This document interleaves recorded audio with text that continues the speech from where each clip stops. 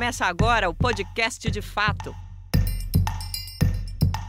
Uma visão popular do Rio Grande do Sul, do Brasil e do mundo.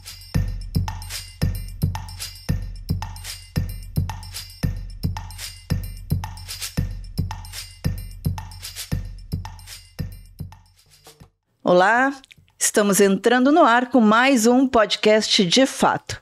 Uma parceria do Brasil de Fato do Rio Grande do Sul com o Sindicato dos Bancários de Porto Alegre e região.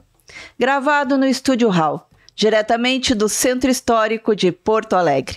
Eu sou Kátia Marco e comigo na bancada, Ayrton Centeno. Salve, Ayrton. Salve, Kátia. Hoje, o nosso convidado é um especialista em preconceito, ou, melhor dizendo, é um especialista em sofrer na própria pele o preconceito. Tanto que, devido a essa perseguição, teve que deixar a profissão. Uma profissão que o expunha demais todas as semanas. Cansado de ser xingado, abandonou a carreira de árbitro de futebol. Hoje, aqui ele vai conversar com a gente sobre racismo, futebol, impunidade e preconceito. Muito bem-vindo, Márcio Chagas. Muito obrigado, Kátia. Muito obrigado, Centeno.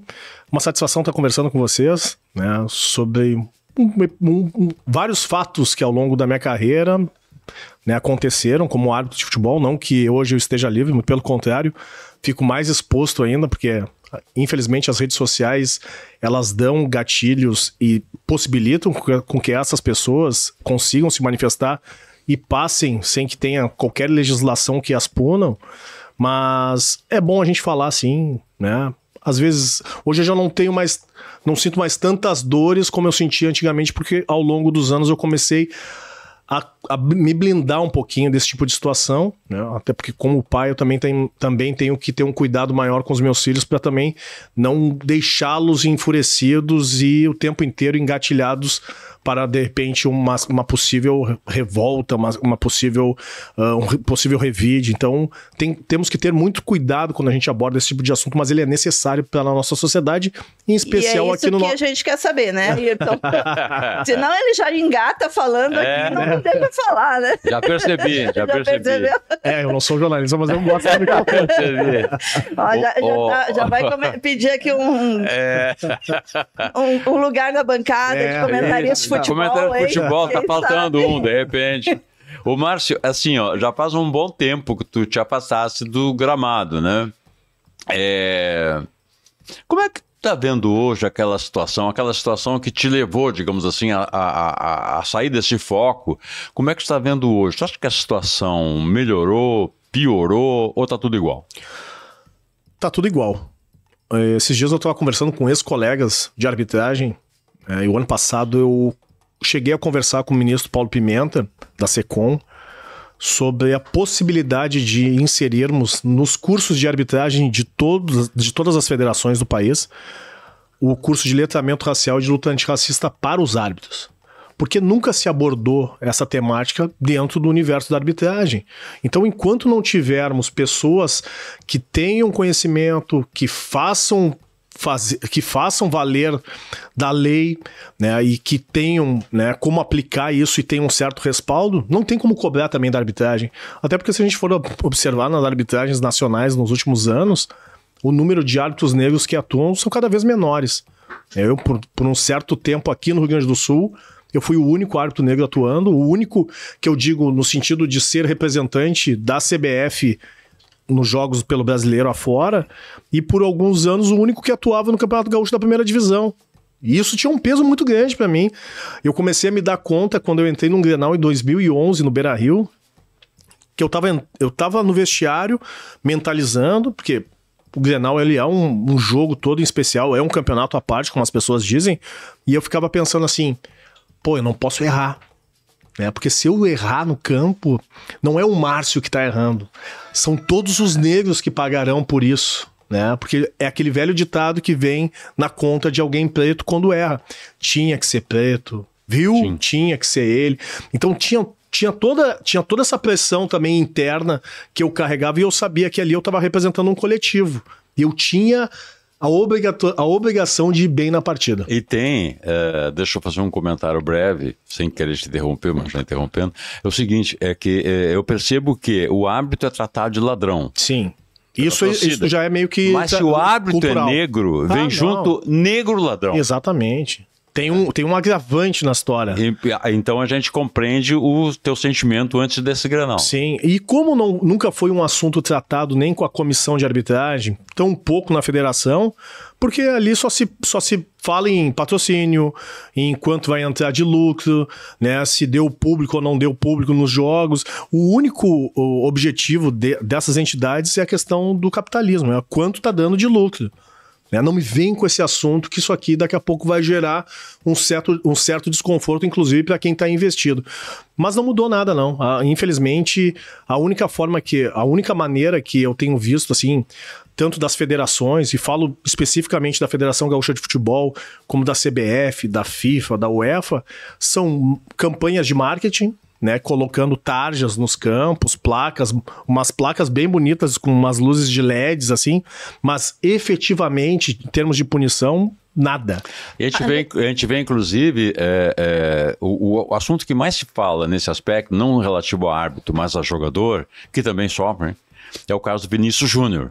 Né? O Vinícius Júnior tem um histórico já desse tipo de situação. Então, mesmo na Europa, né, que, digamos assim, teoricamente haveria talvez mais rigor com esse tipo de coisa, essas reações continuam acontecendo, né? Continuam acontecendo, e eu já tenho as minhas ressalvas com relação à Europa, porque eu acho que eles continuam, né, mantendo aquele pensamento colonizador. Tanto é que nesses países não há nem leis, né, de combate ao racismo, então isso torna esses ambientes completamente hostis, mas infelizmente o Vinícius Júnior, nos últimos 2-3 anos, se tornou para-raio total. E é um negócio muito específico com ele. Não que os demais jogadores negros que jogam na Europa não sofram também, mas virou meio que assim, esse é o alvo. Esse é o alvo. Eu tenho minha preocupação com relação a esse rapaz, porque eu não sei até quando ele vai ter saúde mental de conseguir se manter, né, jogando em alto nível, passando por toda essa situação desagradável, né, e criminosa que acontece. As pessoas gostam de dizer, ele ganha bastante, tem que passar por isso, não pode se abalar por isso. Eu disse, porra, se é para passar por toda essa situação na Europa, então pega as malas e vem pro Brasil e faz alguma coisa no teu país. Porque se lá não tem possibilidade alguma de mudar, até porque não existem leis, pelo menos no Brasil tem lei, por mais que ela não seja cumprida. Né? O racismo sendo um crime prescritível e inafiançável, pelo menos aqui ele pode fazer um movimento muito maior de tentar reverter e automaticamente preparar novos meninos que passam por isso e muitas vezes tem que se calar porque se abrir a boca são dispensados dos clubes. Mas eu tenho a impressão, Márcio, porque o futebol é uma grande vitrine, né, da sociedade. Assim, ali tu vê realmente a questão das emoções muito exposto, né, e parece que as pessoas vão para o estádio meio para uma catarse coletiva, né? E esses casos de racismo no futebol, que de uns tempos para cá, né, começaram a ganhar muita repercussão, porque eu acho que sempre houve, né, esse racismo no futebol. Eles não ajudam no debate sobre a questão racial? Muito pelo contrário, há um código de silenciamento, principalmente de quem comanda o futebol, de não se tocar no assunto. Há pouco tempo, os clubes deixavam os jogadores, né, ou quem fosse ofendido, falar numa entrevista e depois não se manifesta mais. Porque se tem aquela velha lógica de que se tu ficar falando o tempo inteiro, tu vai perder o foco.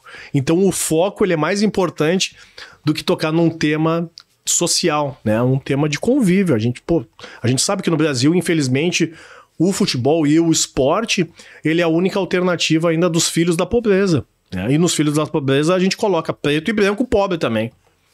Então, quanto menos essas pessoas se manifestarem, quanto menos essas pessoas elas manifestarem as suas angústias, dores e sofrimentos, melhor. Eu tenho uma analogia que eu venho debatendo há um bom tempo em relação ao futebol. Para mim, o futebol nada mais é do que uma representação contemporânea da escravatura. É a única profissão no mundo que se fala em comprar e vender pessoas e ninguém aborda esse tema. Inclusive, os corpos são partilhados em percentuais. 50% é do clube, 50% do grupo de empresários, e o sujeito, inclusive, perde a sua subjetividade porque ele vira uma moeda de troca. Né? O modus operandi continua sendo o mesmo do europeu que vem no Brasil, hoje não mais, porque com o celular não precisa mais fazer a viagem, mas ele faz através de um traficante negreiro, que no meu entendimento nada mais é do que um empresário. Eu preciso de uma remessa de vocês aí do Brasil.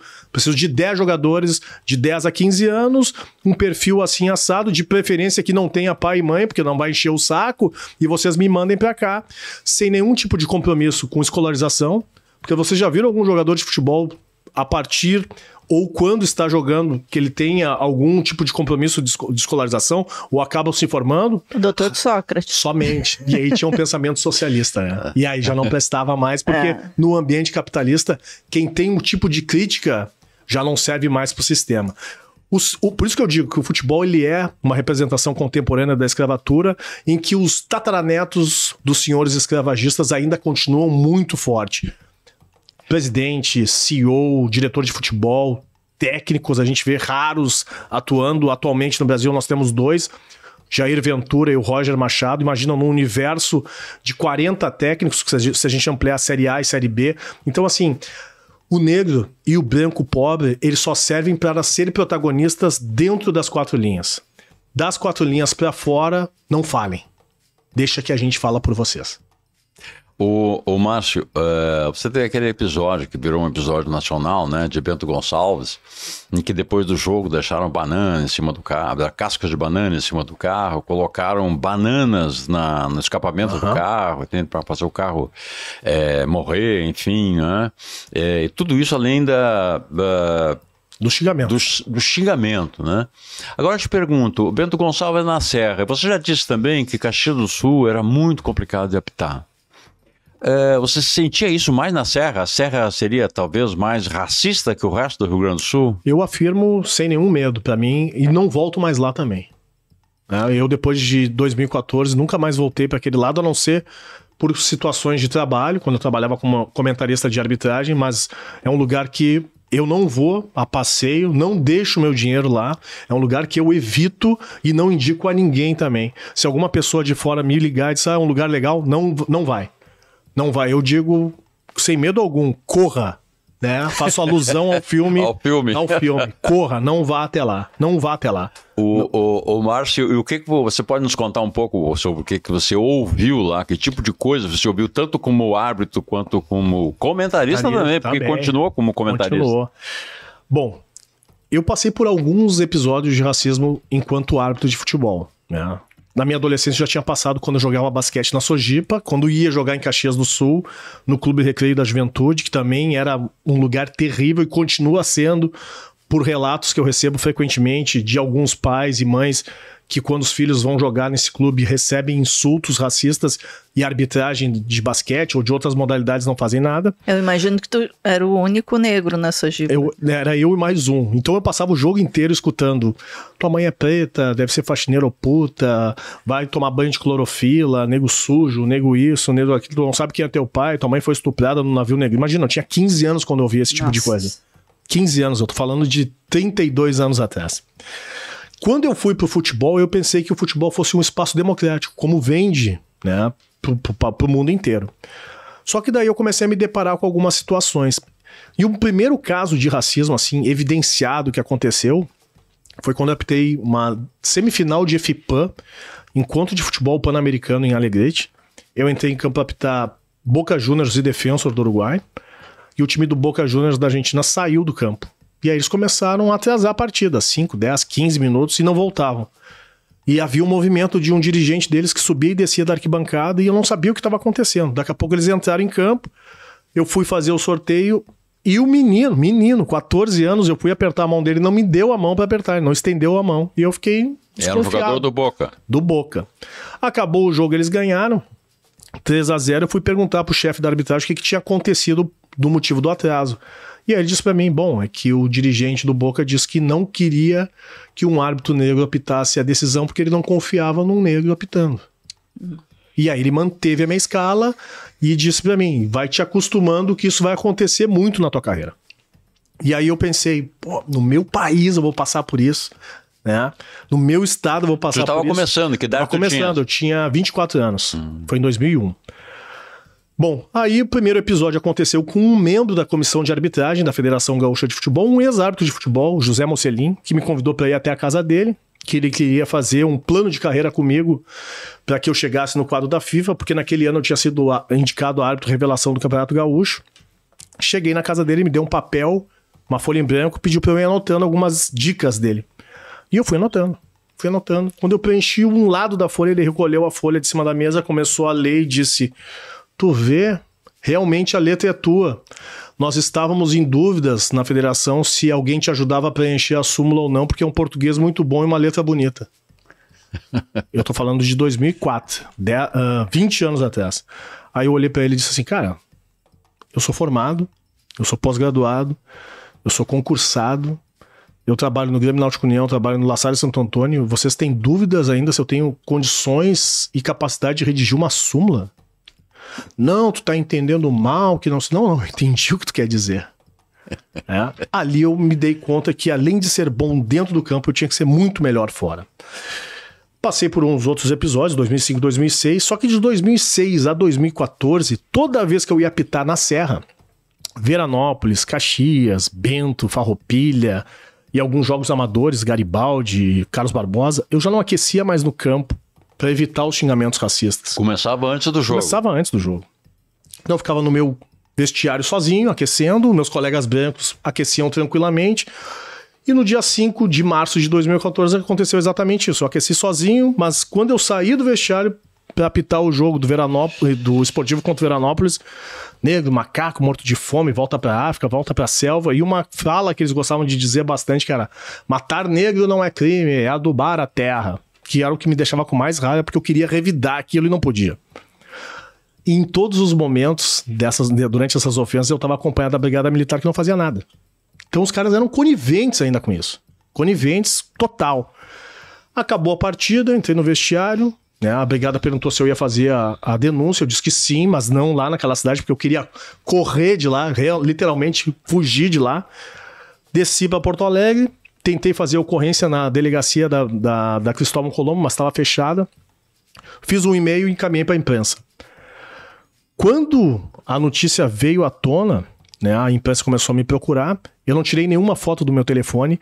Isso foi um ensinamento que os meus pais já tinham me dado desde a minha infância. Quanto mais provas tu tiver, melhor, porque senão a tua palavra não vai valer de nada, tá? Tu é preto, tu tem que andar bem vestido, tu tem que andar com documentos, tu não pode correr na rua e tu tem que ter testemunhas, porque senão tu não é nada. E eu pedi para um colega branco meu, tira as fotos. No outro dia de manhã a imprensa me ligou, tu tem as fotos? Tenho. Pedi pro meu colega, o Lucas Horn, que apita ainda, me encaminha as fotos. Todas as fotos que ele tirou, ele me encaminhou e encaminhei pra imprensa. A notícia veio à tona. E ali foi meio que o início do fim da minha carreira. Porque logo que a notícia viralizou, o presidente da federação da época, o Francisco Noveleto, me ligou e me perguntou: por que tu não me avisou antes de falar pra todo mundo? Eu disse: pô, uma questão pessoal, eu não tenho que te pedir licença pra isso. Aí ele falou assim: bom, tu tá expondo o clube, a competição, o estado e o meu amigo, que é o presidente do esportivo. E eu disse: e eu como é que fico nessa situação? Bom, vocês estão acostumados com isso. Se o problema é o teu carro, eu pago o teu carro. Agora tu tá fazendo uma tempestade no copo d'água. Tu sabe que a tua carreira vai encerrar, né? Eu disse: não tem problema. Da onde eu tô, não recuo mais. E ali eu fiz. Apitei até o final daquela competição. Fui eleito pela 4ª vez seguida como melhor árbitro do Campeonato Gaúcho. Então foi 2011, 12, 13, 14. E ali, numa decisão meio que em conjunto com a minha família, eu decidi sair da arbitragem, porque Na quinta-feira que antecedeu o Grenal, que foi o último jogo que eu apitei, dentro do Tribunal da Federação Gaúcha de Futebol, um advogado teve a pachorra de dizer: chamar um negro de macaco não é crime, eles estão acostumados com isso. Mas se deparar com um veículo com as portas amassadas a pontapés, isso sim é doloroso para um homem, conforme a propaganda dos Poços Ipiranga, porque o brasileiro é apaixonado por carros. Gente, Quando ele terminou de falar isso no tribunal, todos que estavam ali começaram a rir. Eu era o único negro presente. Eu me levantei, eu ia quebrar a cara dele. Ainda bem que um amigo meu do basquete estava junto comigo, que era meu advogado, me segurou e disse: cara, vamos sair daqui, porque os caras estão te testando exatamente para tu fazer isso. Para tu quebrar a cara dele, tu passar por um negro violento, agressivo e dar todos os argumentos que eles precisam para te tirar do jogo no domingo. Vamos embora e aí tu decide com a tua família o que tu vai fazer a partir de domingo. E ali eu encerrei a minha carreira dignamente. Nunca mais entrei na federação, porque eu sou proibido de entrar na federação, para quem não sabe. Tem uma nota do ex-presidente e o atual continua, eu acho que continua seguindo a nota dada do presidente anterior desde 2014, mas eu durmo tranquilamente com a cabecinha no meu travesseiro, sabendo que eu fiz a coisa certa, como meu falecido pai sempre dizia, né, em alusão ao filme do Spike Lee: faça a coisa certa. Tu chegou a apitar em outros estados? Apitei em vários estados, né? Eu fui árbitro do quadro nacional da CBF, apitei quase por todo o país. Tu apitasse brasileiro, Copa do Brasil, Série A, B, C, D, todas as competições, Campeonato Feminino, Copa do Brasil. E o único lugar, infelizmente, que eu passei por esse tipo de situação foi aqui, no meu estado, né? Aí no interior do estado, na Serra Gaúcha. O Márcio, o Roger Machado, Sim. que hoje está treinando o Juventude, foi jogador de futebol. Ele disse uma coisa que me chamou muita atenção. Ele, uma certa época da vida dele, como treinador, ele estava no Bahia, estava treinando o Bahia. E ele conta que Salvador foi a única cidade do Brasil que, a primeira vez, ele conseguiu um sentimento de pertencimento a um lugar, porque ele não era o diferente ali, né? Com Salvador é a cidade, talvez a capital mais negra do Brasil, com 90% da população negra e tal.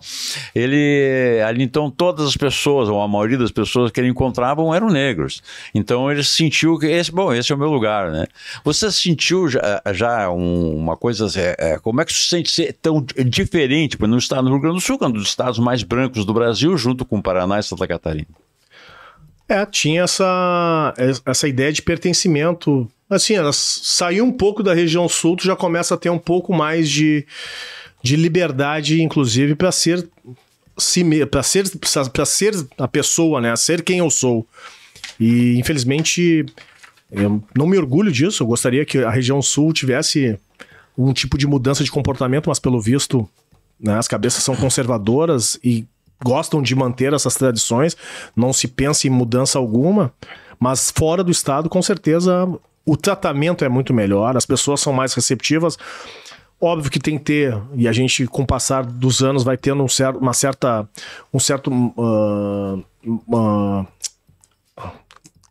me esqueci a palavra agora, daqui a pouco volta. Cuidado, né? De não ficar também alheio aqui é o melhor lugar do mundo. Todos os lugares têm as suas particularidades. A maturidade faz com que a gente tenha isso. Mas fora da região sul, a receptividade sempre foi muito melhor. No Nordeste, então, nem se fala. No Nordeste, as pessoas têm essa receptividade, esse negócio do contato. Encontrou na rua, cumprimenta, já fala, abraça, sabe? Aqui as pessoas são tudo meio retraídas, né? Pra tu arrancar um abraço, dar um beijo no rosto de um amigo, né? As pessoas já ficam assim: é gay, é isso. Tipo assim, e se for gay, qual o problema, né? Então, assim, até nisso as pessoas têm um certo zelo, cuidado de se manifestar, porque os olhares é como se fosse um Big Brother constante. Tu lembra qual foi a primeira vez que tu sentiu o racismo? Me lembro, e foi bem cedo.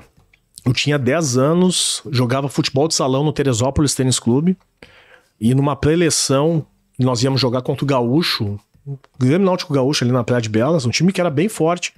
eles mantinham uma parceria do Grêmio com o Gaúcho. Então todos os meninos que jogavam no Grêmio jogavam no Gaúcho.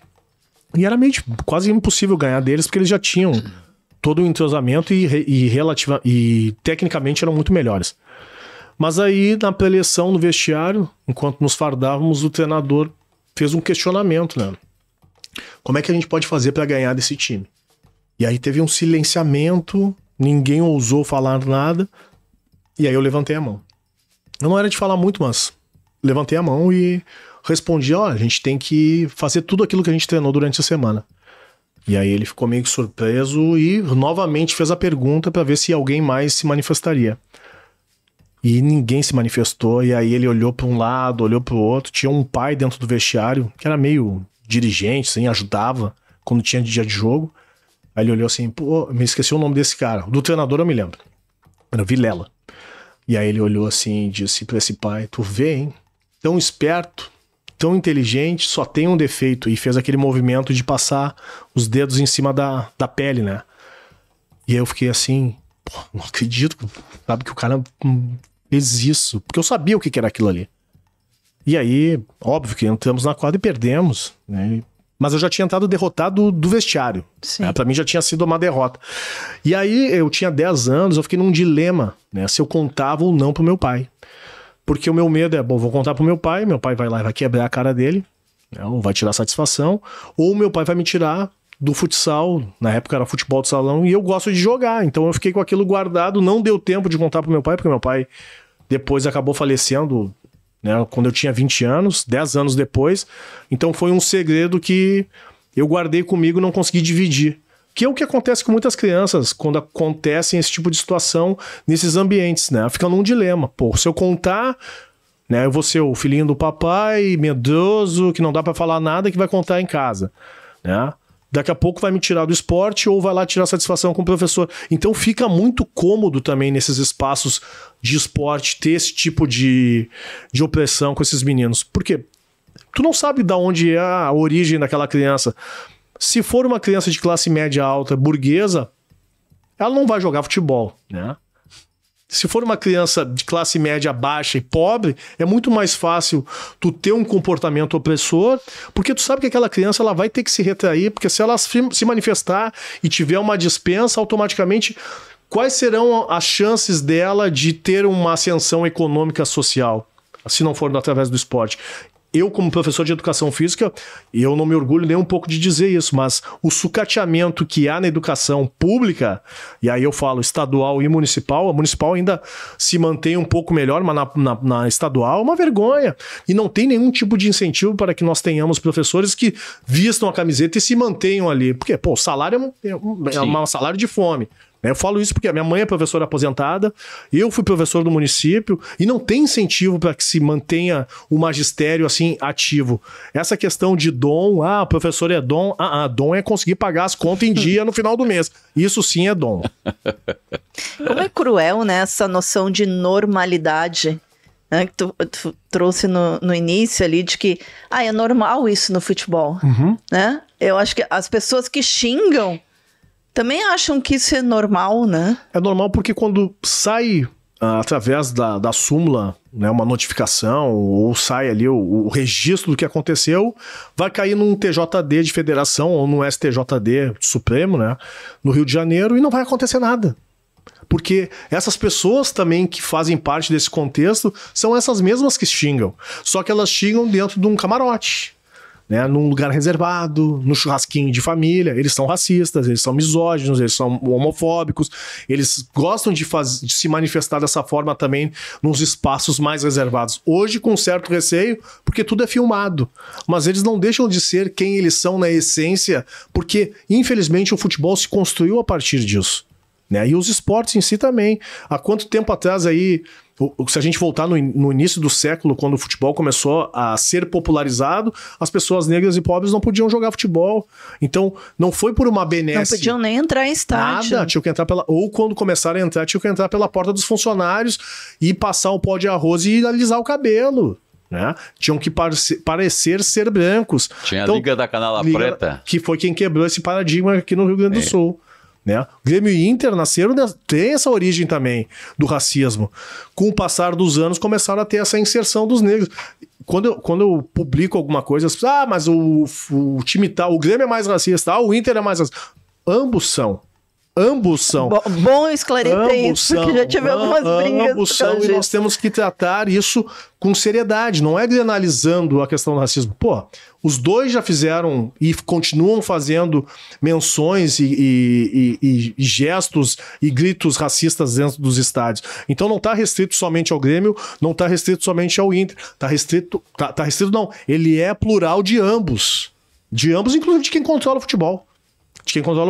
Então ele tem que ser tratado como crime. Enquanto ele não for tratado como crime e somente com penas e multas, né, que parece que tudo se resolve com dinheiro e não resolve, tá tudo resolvido, não tá. A Conmebol, no meu entendimento, é que tem a maior parcela de culpa nesse processo nos últimos anos. Por quê?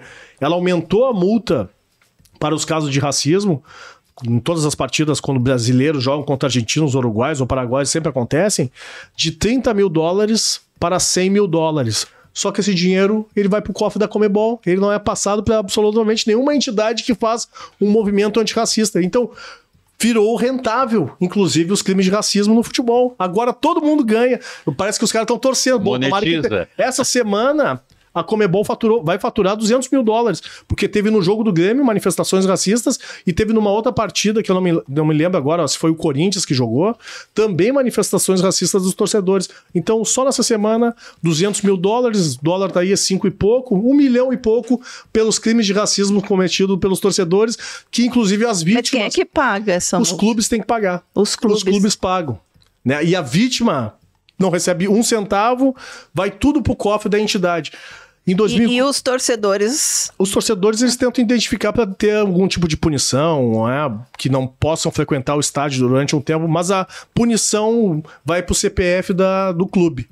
Né? Em 2014, quando a federação puniu o esportivo com a perda de 5 jogos, né, jogando com os portões fechados, eles aplicaram uma multa de 60 mil reais. 2014, a gente está falando de 10 anos atrás. Eu não recebi um centavo desse dinheiro. Esse dinheiro ficou todo no cofre da federação. E ainda recebi um monte de crítica. Tá querendo ganhar dinheiro por causa de racismo. Antes fosse por isso, não ganhei nada. Gente. Tem outro dado interessante, que tu já desse uma pincelada rapidamente aí, quando tu falasse que o Roger e o Jair Ventura são os únicos técnicos negros da primeira divisão, da Série A. Isso é uma coisa interessante, né? Porque se a gente for ver assim, vamos dizer, podemos apostar que a maior parte dos jogadores em atividade, na Série A, por exemplo, são negros. Sim. Né? Se não são pelo menos metade. Mas negros, pardos, o universo mestiços. De negros, pardos e tal, mestiços é mais de 50%. Com certeza. Agora, quando termina o futebol, essa maioria não se expressa no passo seguinte, que é, digamos, se transformar em técnico de futebol. Que bom tu falar sobre isso. Isso aí vem num processo desde 2014, que antecedeu 2014 e chegou na Copa de 2014 no Brasil. A elitização no futebol. Então hoje, para esses jogadores que não têm uma educação financeira e queiram trabalhar futuramente no futebol, eles têm que ter no mínimo uma reserva de 60 mil reais. Por quê? Para ter a tal da licença C da CBF, essas licenças eu vejo como se fosse uma carta de alforria, né? A licença C, que é para trabalhar com categoria de base e alguns times de segunda divisão, ela custa 6 mil reais. Para trabalhar, para ter a licença B, ela custa 8.800 reais. Para ter a licença A, ela custa 12 mil reais. Só aí 12, 8, 6, 26 mil e pouco. E a licença Pro, que é a top, é mais de 25 mil reais. Quem é que encerra uma carreira pensando que, vou trabalhar com futebol e eu vou ter que investir nisso aqui? Ninguém. Então, esse universo, normalmente, desses treinadores, né, e eu não estou dizendo que sejam todos, mas a grande maioria, não estão vindo ex-jogadores. Estão vindo pessoas de uma classe média burguesa, porque viram que o futebol é um negócio. E é um negócio muito rentável. Porque quem entra, dificilmente sai.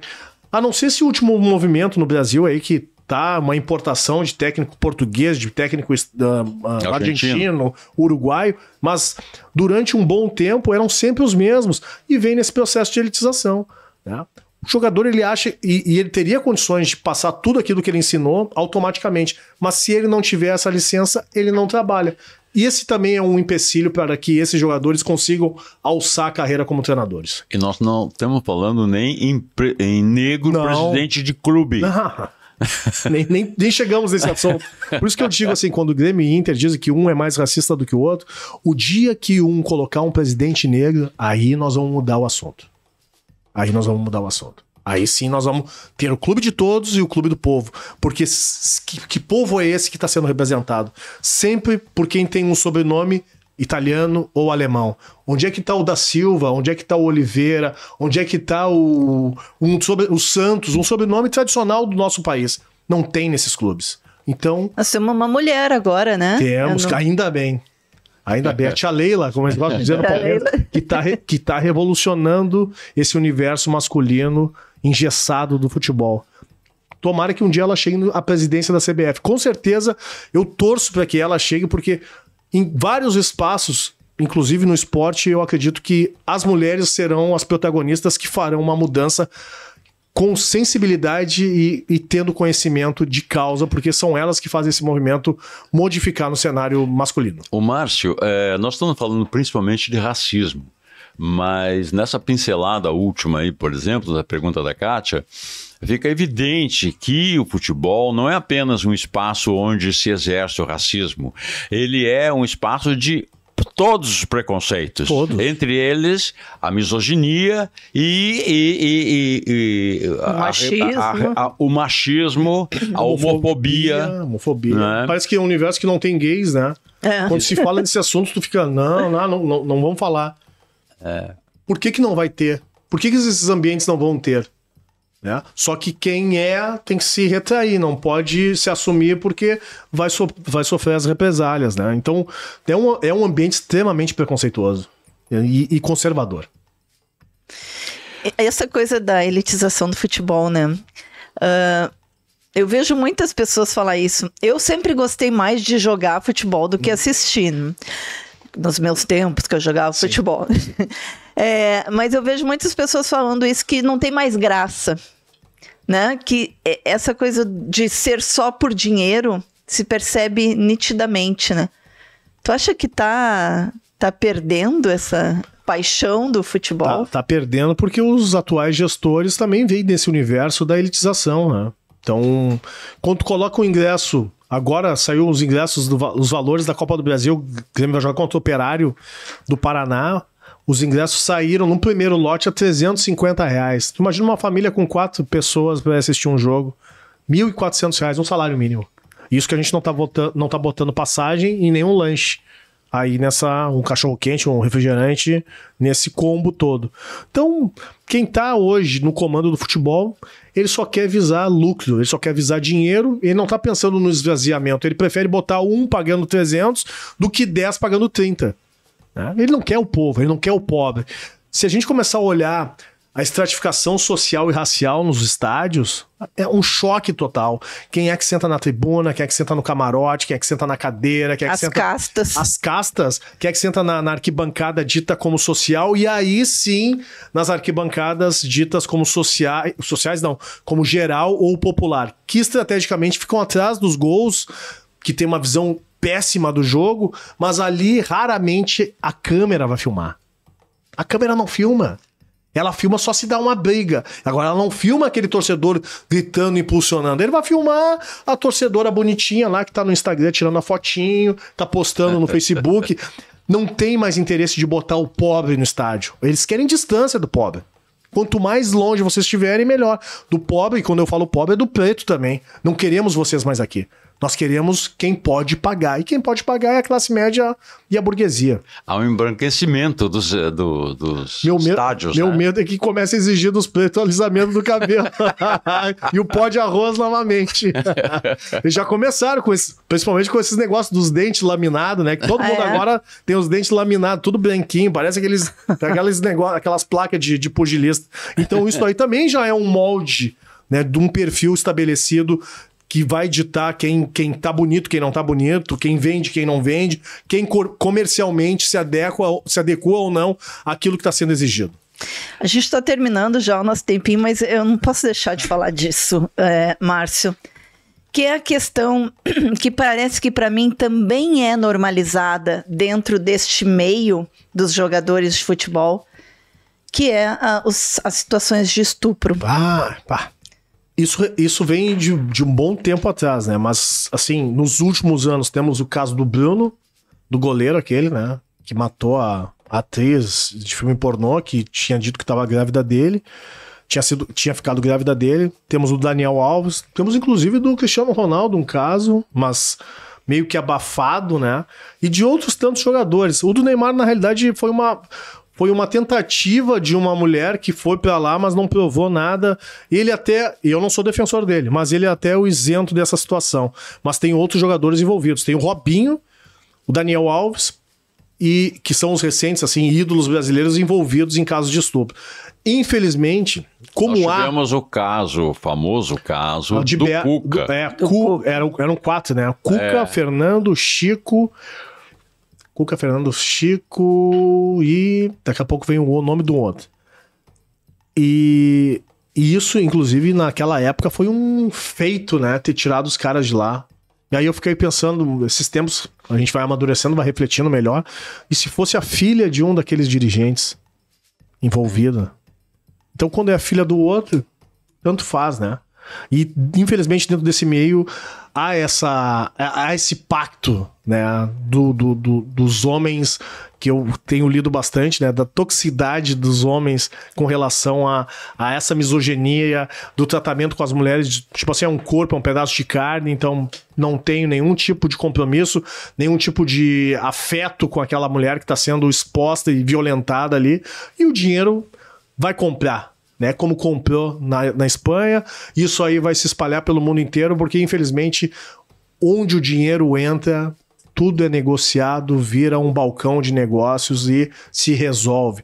Seja com estupro, seja com meninos ricos usando Porsche, batendo a 160 por hora e matando, não vai preso, porque há essa possibilidade dentro da justiça, onde que o dinheiro compre absolutamente tudo. Uso de drogas.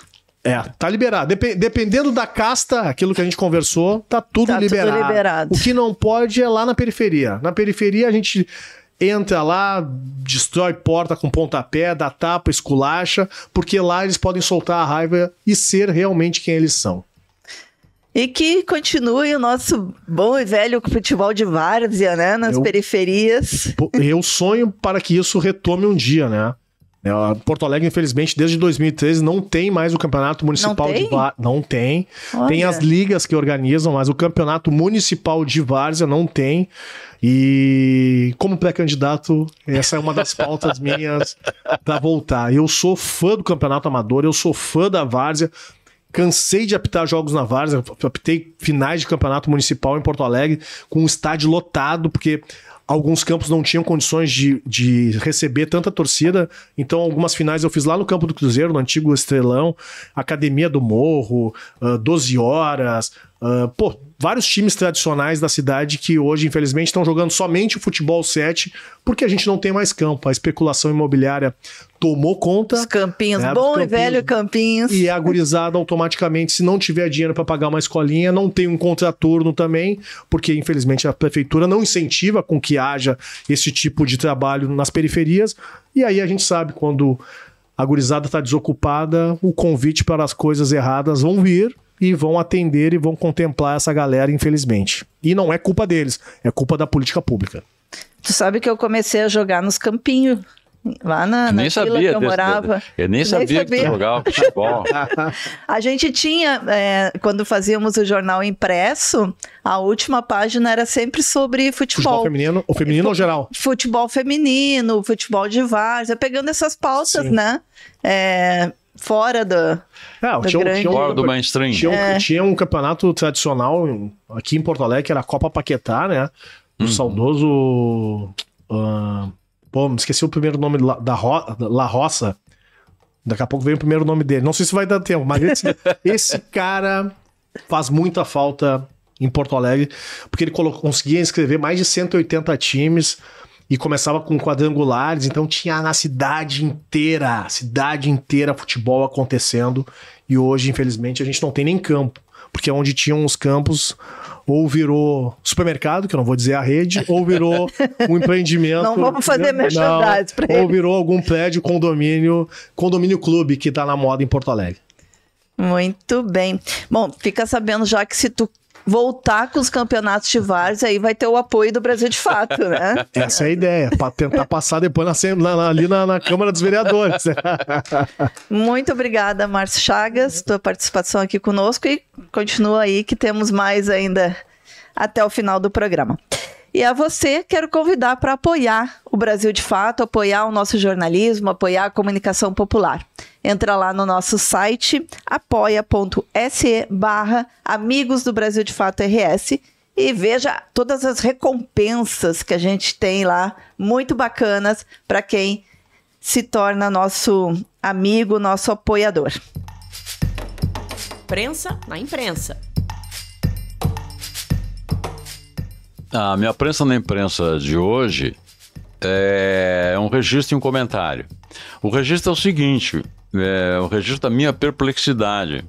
Porque assim, a prefeita, que eu não sabia da sua existência até agora, a prefeita Juliana Maciel, que é de Canoinha, de Santa Catarina, né? A prefeita Juliana Maciel, que é de Canoinha, Santa Catarina, ela fez uma coisa aberrante. Ela fez o quê? Ela removeu uma série de livros das bibliotecas escolares do município e chamando esses livros de porcaria. Muito bem. Entre esses livros estava As Melhores do Analista de Bagé, que é do Luiz Fernando Veríssimo. Mas que absurdo! Não é? E quem me não chamou gosta do analista de a minha Bagé? perplexidade é que essa aberração ela não teve, digamos assim, um desdobramento de mídia. Se falou apenas na remoção desses livros, a gente não sabe até agora que livros foram removidos, com exceção de 2. Esse é um deles. As Melhores do Analista de Bagé. Sendo o Luiz Fernando Veríssimo uma espécie de instituição do Rio Grande do Sul, causa espécie que isso aí não tenha sido, digamos, explorado mais, trabalhado mais, digo, em termos de imprensa. Como se fosse normal esse tipo de coisa, se acontecesse todas as semanas, né? Eu acho que aliás, tratar como é que a gente viu isso na história, Centeno? Exatamente. A gente viu lá atrás, 1933, né, que começou esse tipo de combustão da literatura, no caso na Alemanha, e que, quem sabe, amanhã ou depois, com esse exemplo passando batido, possa se repetir também no Brasil. Esse é apenas esse registro. O comentário que eu quero fazer é o seguinte, também é uma certa perplexidade minha, digamos, que de repente nas últimas semanas se redobrou um esforço para salvar o senador, hoje senador, por enquanto senador, Sérgio Moro, da sua cassação do seu mandato de senador. Né? Isso se vê nos jornais, nos grandes jornais do Brasil, que hoje basicamente são o Estadão, a Folha e o Globo, e se vê na Globo News, por exemplo, que também trabalha esse assunto repetidamente, causou um conflito lá dentro da própria Globo News, digamos, esse empenho da casa em salvar a cabeça do Sérgio Moro. Né? Eu acho que tudo isso, entende? Essa relação com o Sérgio Moro, ela esconde outra coisa, que é o quê? Que é a extrema dificuldade, e aí a base do meu comentário, é a extrema dificuldade da mídia olhar a si própria e ver qual foi o papel naqueles idos, né? Não é tanto ver essa questão da cassação agora por uso abusivo de recursos eleitorais, de recursos monetários na campanha do Sérgio Moro. Aquele Sérgio Moro lá de trás, e aquele episódio da Lava Jato, que a mídia tem uma imensa dificuldade em fazer o meia-culpa daquele assunto. Aquele assunto resultou no mandato Temer, um mandato desastroso, né? E resultou mais desastroso ainda na eleição do Bolsonaro, né? Porque Lava Jato foi o gatilho da antipolítica, e a antipolítica foi o Bolsonaro. E deu no que deu, né? Eu acho que essa meia-culpa, eu sempre cobro isso, né? Mas essa meia-culpa da mídia, eu não tenho muita esperança, embora cobre. Porque no caso da ditadura de 64, demorou 50 anos para sair digamos, um meia-culpa assim, meio que enjambrado, entende? Um meia-culpa de meia confecção, né? Mais ou menos, não foi assim um meia-culpa total, amplo, né? Mas enfim, registro tem que ser feito e é isso que eu faço. Mas essa imprensa, né, ela acha que só a esquerda tem que fazer autocrítica, né? Ah, sim, esse é um problema, porque só a esquerda tem esses deslizes morais, assim. Muito bem. Gente, estamos chegando agora àquele nosso quadro mais animado que encerra o nosso podcast. Mas antes, não esqueça de curtir, compartilhar, comentar e convidar muita gente para assistir, que tá muito bacana esse programa de hoje, hein, com o Márcio. Também quero lembrar outra coisa, que é a programação dos Cine Bancários. Os Cine Bancários, que fica aqui na sede dos sindicatos bancários, na velha Rua da Ladeira, né, um dos últimos cinemas de calçada de Porto Alegre, e que traz sempre o melhor do cinema brasileiro. No dia 25 de abril, né, lembrando aí, 25 de abril, o que lembramos? Nossa Revolução dos Cravos, Revolução de Abril, estreou o longa-metragem que tem como protagonista um dos maiores nomes da música brasileira, Dorival Caymmi, Um Homem de Afetos. O filme leva o espectador a uma viagem pela vida e obra do cantor e compositor que revolucionou a canção do Brasil e influenciou gerações de músicos, abrindo caminhos para movimentos como a bossa nova e a tropicália. O documentário estreia justamente na semana em que o Dorival Caymmi completaria 110 anos. Para celebrar este grande legado que o artista deixou para a cultura brasileira, o filme pode ser visto sempre na sessão das 19h15. Então, imperdível. Figuraça da semana. Olha, a minha figuraça da semana não é uma, são muitos. Milhares. A minha figuraça da semana são os povos originários do Brasil, né, que estão reunidos hoje no acampamento Terra Livre, em Brasília, né, combatendo a ideia do marco temporal, né? São mais de 200 etnias que estão defendendo o seu modo de vida, né,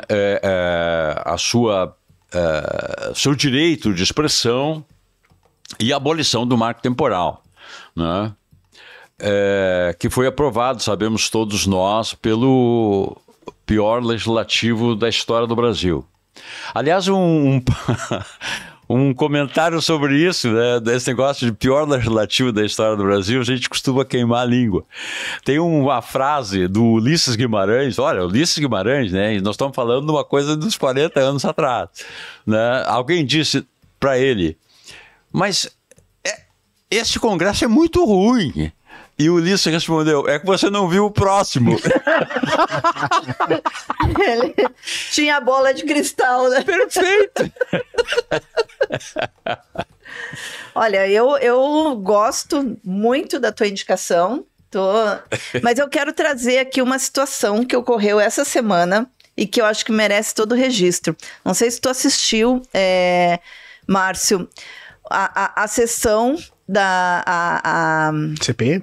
Não, a Comissão de Justiça que aprovou essa semana o relatório do Ricardo Salles, do PL, que criminaliza, né, o que eles chamam de invasores de terras, e falam também em ocupantes, né, não deixam brecha para não criminalizar os movimentos sociais, tanto rural quanto urbano, né?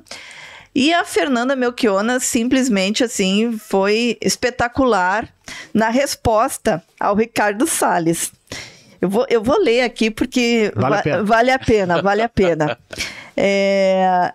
ela diz assim, que invasão de propriedade...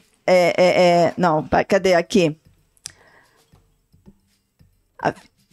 Ela diz que o projeto é uma mistura de hipocrisia, inconstitucionalidade e do comportamento de bater continência para latifundiários.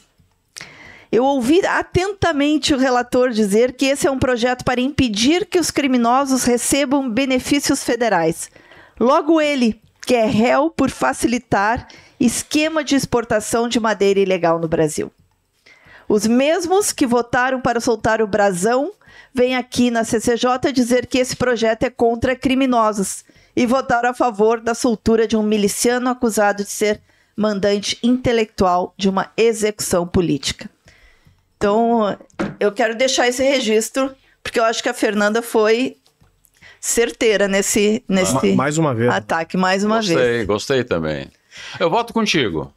Embora os povos originários também mereçam muito. Mereçam essa. Não sei se o Márcio tem alguma indicação, Márcio. Eu tenho dessa CPI do futebol aí que aconteceu essa semana, né? Das denúncias do Testor, né? Que é o John Textor. O dono do Botafogo. O dono do Botafogo. Né, que traz alguns elementos que, no mínimo, devem ser, sim, investigados. Eu não sou crítico da arbitragem brasileira atual, porque eu passei por esse processo e sei das dificuldades que se tem, né? É a mesma coisa assim, parece um colégio público que cobra dos professores um rendimento de colégio particular. Então eu tô te pagando, não, tu não tá me pagando nada, porque eu tô me dedicando para fazer o melhor que eu posso. E ele traz ali alguns elementos de possíveis esquemas. Eu não acredito que ele vá comprovar isso. Não acredito que ele vá comprovar isso, porque os árbitros de 6 em 6 meses, para quem está nos acompanhando, fiquem espertos. De 6 em 6 meses tem que entregar uma série de documentos. SPC, Serasa, certidões negativas, civil, criminal, certidões de bons antecedentes. Tem que entregar um monte de documento para poder apitar, para poder estar apto para a escala. Então, esses esquemas que ele levantou suspeitos, eu gostaria que ele fosse feito através dos dirigentes, dos empresários, dessas pessoas que mandam. Porque se alguém está ganhando dinheiro, são esses aí. Não são os árbitros de futebol que ficam com a cabeça a prêmio o tempo inteiro.